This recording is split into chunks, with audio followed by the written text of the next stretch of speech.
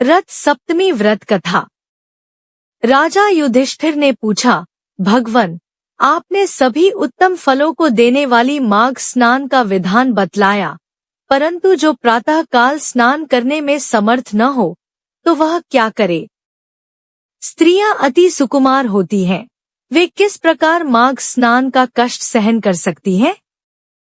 इसलिए आप कोई ऐसा उपाय बताएं कि थोड़े से परिश्रम से भी नारियों को रूप, सौभाग्य, संतान और अनंत पुण्य प्राप्त हो जाए।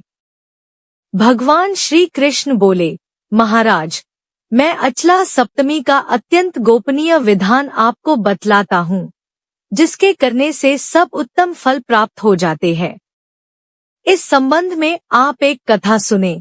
मगध देश में अति रूपवती इंदुमती नाम की एक वेश्या रहती थी। एक दिन वह वेश्या प्रातः काल बैठी बैठी संसार की अनवस्थिति, नश्वरता का इस प्रकार चिंतन करने लगी, देखो, यह विश्वरूपी संसार सागर कैसा भयंकर है, जिसमें डूबते हुए जीव जन्म, मृत्यु, जरा आदि से तथा जल जंतुओं से पीड़ित होते हुए भी किसी प्रकार पार उतर नहीं पाते। ब्रह्मा जी के द्वारा निर्मित यह प्राणी समुदाय अपने किए गए कर्मरूपी ईंधन से एवं कालरूपी अग्नि से दग्ध कर दिया जाता है। प्राणियों के जो धर्म, अर्थ, काम से रहित दिन व्यतीत होते हैं, फिर वे कहाँ वापस आते हैं? जिस दिन स्नान, दान, तप, होम, स्वाध्याय, पितृतर्पण आदि सत्कर्म नहीं किया जाता, वह दिन व्यर्थ है। पुत्र, स्त्री, घर, क्षेत्र तथा धन आदि की चिंता में सारी आयु बीत जाती है और मृत्यु आकर धर दबोचती है। इस प्रकार कुछ निर्विण्ण, उद्विग्न होकर सोचते विचारती हुई वह इंदुमती वेश्या महर्षि वशिष्ठ के आश्रम में गई और उन्हें प्रणाम कर हाथ जोड़कर कहने लगी, महाराज, मैंने न तो कभी कोई दान दिया, न जप, तप, व्रत, उपवास आदि सत्कर्मों का अनुष्ठान किया और न शिव, विष्णु आदि किन्हीं देवताओं की आराधना की। अब मैं इस भयंकर संसार से भयभीत होकर आपकी शरण आई हूँ। आप मुझे कोई ऐसा व्रत बतलाएं जिससे मेरा उद्धार हो जाए। वशिष्ठ जी बोले, वरान्य, तुम माघ मास के शुक्ल पक्ष की सप्तमी को स्नान करो, जिससे रूप, सौभाग्य और सद्गति आदि सभी फल प्राप्त होते हैं। षष्ठी के दिन एक बार भोजन कर सप्तमी को प्रातः काल ही ऐसे नदी, तट अथवा जलाशय पर जाकर दीपदान और स्नान करो, जिसके जल को किसी ने स्नान कर हिलाया न हो, क्योंकि जल मल को प्रक्षालित कर देता है। बाद में यथाशक्ति दान भी करो, इससे तुम्हारा कल्याण होगा। वशिष्ठ जी का ऐसा वचन सुनकर इंदुमती अपने घर लौट आई और उनके द्वारा बताई गई विधि के अनुसार उसने स्नान, ध्यान आदि कर्मों को संपन्न किया। सप्तमी के स्नान के प्रभाव से बहुत दिनों तक सांसारिक सुखों का उपभोग करती हुई वह देह त्याग के पश्चात देवराज इंद्र की सभी अप्सराओं में प्रधान नायिका के पद पर अधिष्ठित हुई।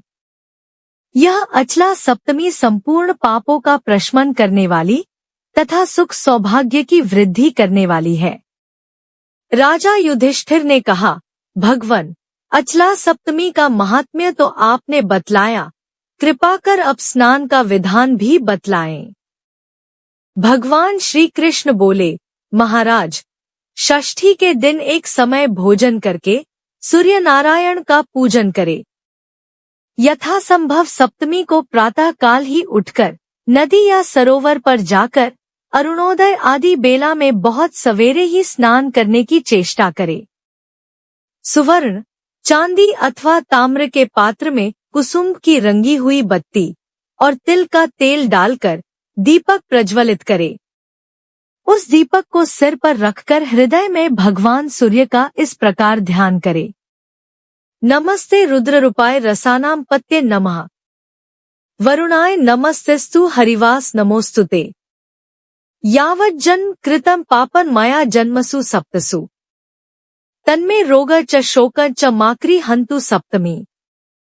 जन्नी सर्वभूताना सप्तमी सप्तसप्तिके सर्वव्याधेरे देवी नमस्ते रविमंडले। तदंतर दीपक को जल की ऊपर तैरा दे, फिर स्नान कर देवता और पितरों का तर्पण करे और चंदन से कर्णिका सहित अष्टदल कमल बनाए। उस कमल के मध्य में शिव पार्वती की स्थापना कर प्रणव मंत्र ओम से पूजा करे और पूर्वादि 8 दलों में क्रम से भानु, रवि, विवस्वान, भास्कर, सविता, अर्क, सहस्त्र किरण तथा सर्वात्मा का पूजन करे। इन नामों के आदि में ओम तथा अंत में नमः पद लगाए। इस प्रकार पुष्प, धूप, दीप, नैवेद्य तथा वस्त्र आदि उपचारों से विधिपूर्वक भगवान सूर्य की पूजा कर स्वस्थानम गम्यताम यह कहकर विसर्जित कर दे। बाद में ताम्र अथवा मिट्टी के पात्र में गुड़ और घृत सहित तिलचूर्ण तथा सुवर्ण का ताल पत्राकार एक कान का आभूषण बनाकर पात्र में रख दें। अनंतर रक्त वस्त्र से उसे ठंक कर पुष्प, धूपादि से पूजन करे और वह पात्र दौर्भाग्य तथा दुखों के विनाश की कामना से ब्राह्मण को दे दे। सपुत पशु भृत्याय मेरकोय प्रियताम पुत्र, पशु भृत्य स्मन्वित मेरे ऊपर भगवान सूर्य प्रसन्न हो जाए, ऐसी प्रार्थना करे। फिर गुरु को वस्त्र, तिल, गौ और दक्षिणा देकर तथा यथाशक्ति अन्य ब्राह्मणों को भोजन कराकर व्रत समाप्त करे। जो पुरुष इस विधि से अचला सप्तमी को स्नान करता है, उसे संपूर्ण माघ स्नान का फल प्राप्त होता है। जो इस महात्म्य को भक्ति से कहेगा या सुनेगा तथा लोगों को इसका उपदेश करेगा, वह उत्तम लोक को अवश्य प्राप्त होगा। सूर्य भगवान की जय। अगर आप चैनल पे नए हैं तो सब्सक्राइब कर लें। रथ सप्तमी का महत्व। मान्यता के मुताबिक रथ सप्तमी के दिन सूर्य देव ने अपनी किरणों से संसार को रोशन कर दिया था। इसी वजह से लोग सुबह उठकर सूर्य की पहली किरण के साथ सूर्य भगवान की आराधना उपासना करते हैं। माना जाता है कि इस दिन पवित्र नदियों में नहाने से शारीरिक रोगों खासकर त्वचा संबंधी रोगों से मुक्ति मिल जाती है। रथ सप्तमी को सूर्य सप्तमी, अचला सप्तमी और आरोग्य सप्तमी के नाम से भी जाना जाता है। रथ सप्तमी व्रत विधि। माघ शुक्ल पक्ष के सप्तमी तिथि को रथ सप्तमी या अचला सप्तमी का व्रत किया जाता है। यह व्रत भगवान सूर्यदेव को समर्पित है। यह व्रत सूर्य सप्तमी, रथ आरोग्य सप्तमी, सूर्य रथ सप्तमी आदि नामों से भी जाना जाता है। भविष्य पुराण के अनुसार सूर्यदेव को अपना दिव्य रूप सप्तमी तिथि को ही मिला और संतानें भी इसी तिथि को प्राप्त हुई, अतः सप्तमी तिथि भगवान सूर्य को अतिशय प्रिय है। माघ मास की सप्तमी को वरुण नामक सूर्य की पूजा करें। जो व्यक्ति सप्तमी तिथि का व्रत करता है, वह अनेक प्रकार के सुखों का भोग करता है तथा सर्वत्र विजय प्राप्त करता है एवं अंत में उत्तम विमान पर चढ़कर सूर्यलोक को जाता है। इस दिन स्नान, दान, होम, पूजा आदि कर्म से 1000 गुना अधिक फल की प्राप्ति होती है। इस व्रत के प्रभाव से सभी प्रकार के रोगों का नाश हो जाता है। महापुण्यदायिनी इस सप्तमी को रथ सप्तमी कहते हैं। रथ सप्तमी को जो उपवास करता है, वह कीर्ति, धन, विद्या, पुत्र, आरोग्य, आयु और उत्तमोत्तम कांति प्राप्त करता है।